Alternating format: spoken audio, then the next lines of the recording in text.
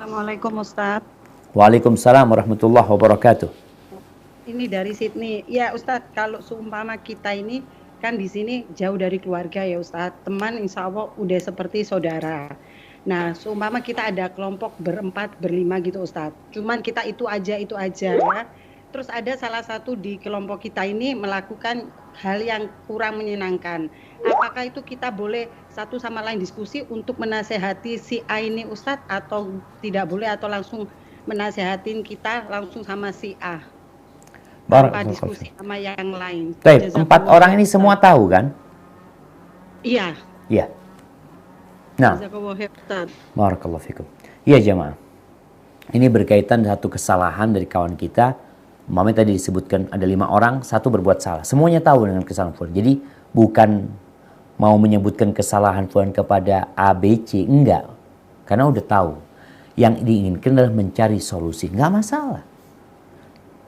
Jadi waktu itu udah kita sampaikan bahwasanya riba, menceritakan kejelekan orang itu bisa tidak termasuk dosa dalam 6 kondisi. Salah satunya adalah talabul i'anata li izalati munkarin. Menceritakan kesalahan orang dalam rangka menghilangkan kemungkaran. Nih fulan melakukan ini, gimana nih? Tolong antum kasih nasihat dia. Itu nggak apa-apa. Jadi ketika membicarakan kesalahan orang bukan untuk ngomongin orang itu, tapi hendak memberikan nasihat, hendak mencari solusi yang paling tepat. Siapa nih di antara kita berempat yang paling tepat untuk memberikan nasihat, atau caranya bagaimana, itu termasuk ghibah yang diperbolehkan.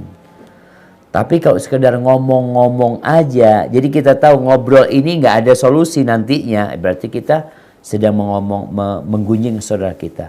Kemudian tatkala kita tahu ada satu nasihat, satu kesalahan yang dilakukan oleh fulana, umpamanya 4 ini cerita untuk memperbaiki. Salah satu tahu kesalahan fulana yang lain, nggak perlu diceritakan lagi di sana. Cukup satu ini umpamanya. Dengan cara itu umpamanya ini masalah, insya Allah semuanya selesai. Maka nggak perlu akhirnya semua saling menceritakan kesalahan. Karena semua orang punya aib, semua orang punya kesalahan.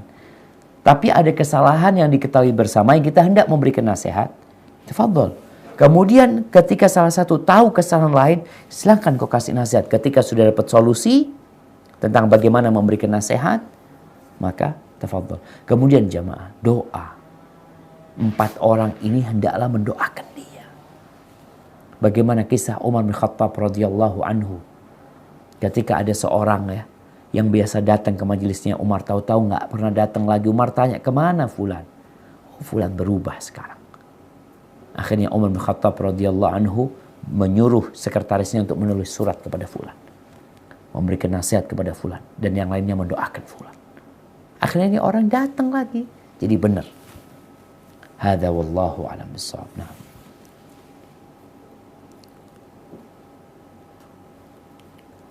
Ya, dari Brisbane Ustadz, Nah, ini tafadhol. ada pertanyaan titipan.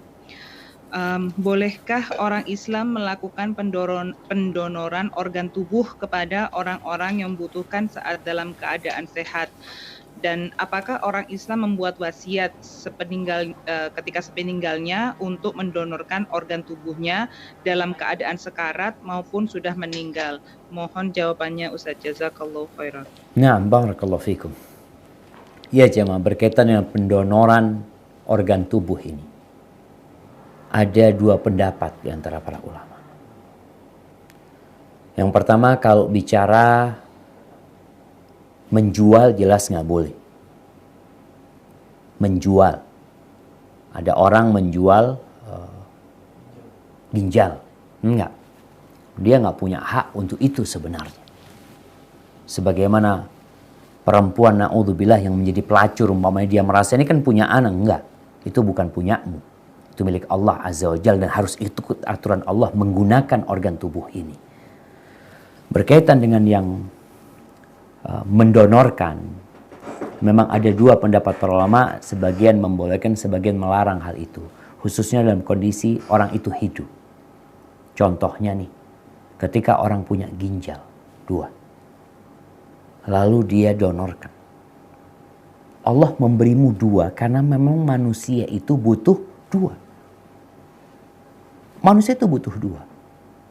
Kalau satu diberikan, mungkin enggak, orang itu bisa hidup dengan satu. Nah, yang satunya itu istilahnya serep ya, yang membantu. Ketika engkau donorkan, tahu-tahu yang satu punya engkau, rusak. Gimana? Engkau sudah berikan kepada orang yang satu. Maka di sini ketika orang itu sedang hidup dan yang dia donorkan itu berbahaya buat dirinya, maka tidak diperbolehkan. Tapi tatkala dia meninggal dunia ya, kemudian dia mewasiatkan hal itu agar bermanfaat buat orang lain, ana melihat pendapat yang membolehkan hal itu lebih kuat ketika itu memang bermanfaat buat orang lain. Sekali lagi bukan dijual ya, tapi diberikan. Hada wallahu a'lam bissawab. Nah. Assalamualaikum Ustaz, dari Perth lagi. Waalaikumsalam warahmatullahi wabarakatuh. Nah. Assalamualaikum warahmatullahi wabarakatuh. Waalaikumsalam warahmatullahi wabarakatuh. Tanya, apa hukumnya kalau kita share foto makanan di sosial media? Jazakallah khairan. Barakallahu fikum. Buat apa share foto makanan? Mau jualan? Itu makan buat ide-ide gitu Ustaz. Siapa tahu nanti teman bisa beli atau apa atau apa namanya Ustaz? Ada yang lagi manja.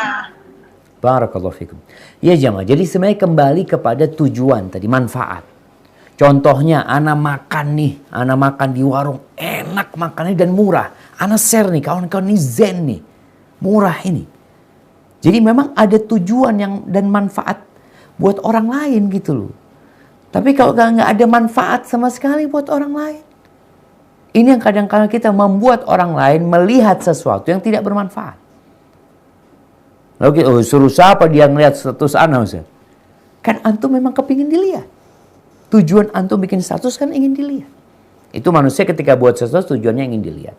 Maka tolong ketika men-share sesuatu, lihat manfaatnya apa. Kalau benar ada manfaatnya silahkan. Tadi dibicarakan mungkin ada ide orang yang bisa buat ya ini itu. Kadang-kala anak makan. Kita nih kadang-kala di antara ustadz ada share makanan. Syuf ada nasi goreng murah nih di Jember tempat ini. Jadi ada manfaatnya buat kita. Tapi kalau share ini nasi goreng nggak ada sih. Ana cuma kepingin manas-manasin antum doang. Mayan Pak, nggak berguna gitu loh jamaah. Muslim itu meninggalkan sesuatu yang tidak berguna buat diri dia. Tapi kalau men-share sesuatu bermanfaat, share. Insya Allah itu akan jadi pahala buat kita tatkala kita niatkan lillahi ta'ala di sana. Hada wallahu a'lam bissawab. Nah.